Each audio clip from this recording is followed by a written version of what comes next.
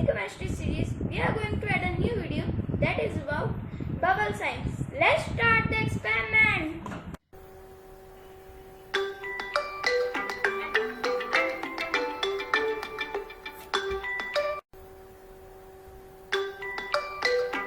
Material required: a beaker, glycerine, soap liquid, a bunch of straws, a white straw, stirrer, dropper, rubber, safety glasses, thin straw, a glass of water, and napkin.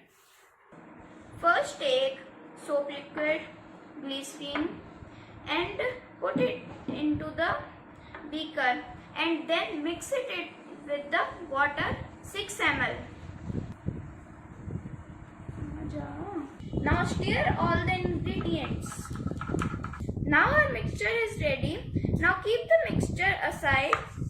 Now take the rubber band and straw and put the rubber band on the straw. Make it like this. Now take the mixture, broad straw, thin straw, and bunch of the straw. Take the bunch of the straw and put it in the beaker and blow it. See, the bubbles are coming. Take the big straw, put it in the beaker and blow it. See, bubble has come. Take the thin straw, put it in the beaker and blow it. See, we have tried with the all our options are done and it is 100% working.